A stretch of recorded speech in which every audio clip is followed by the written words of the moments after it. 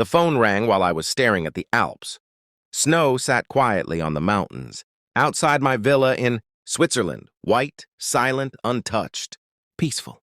The kind of silence that only comes after a war. My phone vibrated again on the marble table. Unknown number. Then another.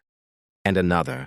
By the time I looked down, the screen showed 23 missed calls. I already knew who it was. I poured myself a glass of scotch and stepped closer to the window. The lake below reflected the winter sky like polished steel. Beautiful things always look cold from a distance. The phone rang again. This time I answered. Silence, then a voice. Shaky, familiar. You think you're better than us now? My daughter-in-law, the same woman who had screamed at me 3 days earlier. If you want to join Thanksgiving, come wash the dishes. Her voice had echoed through the phone like a command given to a servant. 7 years ago, that sentence would have hurt. Today, it amused me.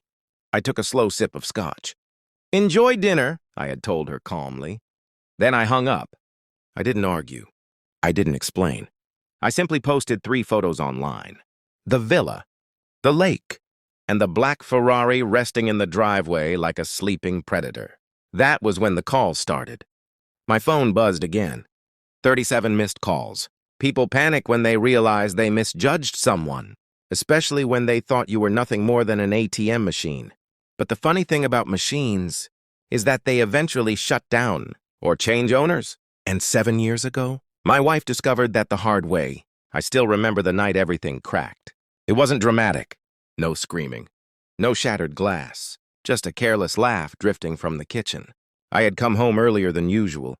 My wife didn't hear me enter. She was on the phone, laughing. The kind of laugh people use when they think they're clever. Jeremy says I'm the smartest woman he's ever met, she giggled. Jeremy. The name meant nothing to me then. I stood quietly near the hallway. Her voice lowered. Relax, my husband will never figure it out. A pause, then the sentence that rewired something inside my brain. He's basically my ATM machine anyway. She laughed again. Soft, cruel, like someone counting money. I didn't move. I didn't breathe. Because suddenly the last 7 years replayed in my mind like surveillance footage. The late work meetings, the new dresses, the expensive weekends away, the emotional distance. I had told myself it was stress. Marriage fatigue, normal life. But now the pattern was visible. Clear, precise. And Jeremy, whoever he was, had been standing inside my marriage the entire time. I stepped back quietly before she noticed me. My heart wasn't racing. Strangely, it had slowed. When betrayal becomes undeniable, something inside you stops panicking. You start thinking, and thinking is dangerous. For the person who underestimated you. I didn't confront her. Not that night. Not the next week. Not even the next year. Instead, I watched. Calmly. Patiently. Jeremy turned out to be a real estate broker. Younger. Charming. The kind of man who believes every married woman secretly wants him. He wasn't wrong. But he also wasn't smart. Their messages were careless. Hidden apps. Late-night calls. Hotel bookings disguised as conferences. People who believe they're clever eventually become sloppy. I hired a forensic accountant, then a private investigator, then a lawyer. Quietly. Methodically. 7 years is a long time. Long enough to map every lie, every transfer of money, every hidden meeting, every hotel room. And the most interesting discovery? Jeremy wasn't just sleeping with my wife. He was draining her too. Expensive gifts, luxury trips, secret investments funded by my accounts.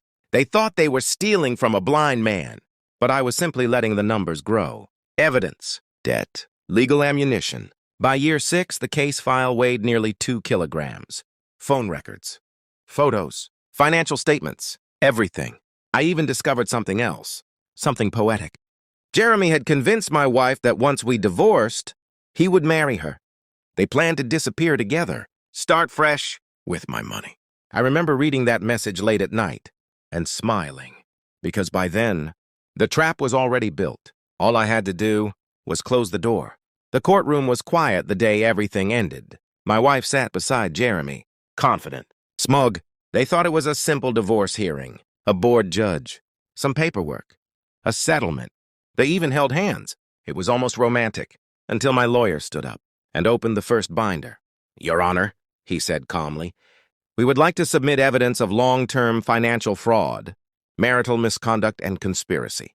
My wife's smile faded. Jeremy's hand slowly slipped away from hers. Page after page landed on the judge's desk. Photos, bank transfers, hotel receipts, voice transcripts, 7 years of betrayal, compressed into black ink. My wife looked at me across the room, her face pale. How long? She whispered. I met her eyes. All of it. The judge read silently. Jeremy's confidence collapsed first. Sweat formed on his forehead. Then the numbers appeared. Millions. Money he had persuaded her to move. Money that now legally qualified as fraud. Against both of them. My wife turned toward him. Confused. Terrified. And suddenly, very alone. It happened fast. But it was beautiful. When the judge finished reading the evidence, the room fell silent. My wife's voice trembled. Jeremy, you said this was safe. Jeremy didn't answer. Because Jeremy had just realized something. He wasn't escaping with a wealthy lover. He was standing inside a criminal investigation. And the woman beside him was now a liability. He leaned away from her. Physically, emotionally, like someone distancing themselves from a fire. That was when she understood. He had used her. The same way she had used me. Her hands began shaking. Say something, she shouted. Jeremy stayed silent. Then she snapped. Years of manipulation collapsing in a single moment. She lunged across the table and grabbed his collar. You promised me everything, she screamed. Security rushed forward. The courtroom erupted. But I remained seated, calm, still, watching the two parasites destroy each other. Because revenge isn't loud. The best revenge is simply removing protection and letting reality do the rest. The divorce ended 3 months later. She lost the house, the accounts, everything.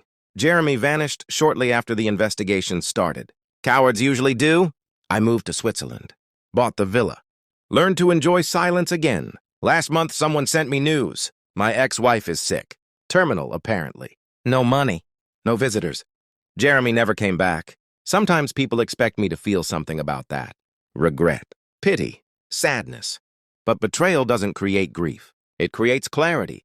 My phone vibrated again beside the window. 71 missed calls. Family. Relatives. People suddenly interested in reconnecting. I turned the phone face down. Outside, the mountains were still white, still silent, still untouched. And for the first time in years, so was my life.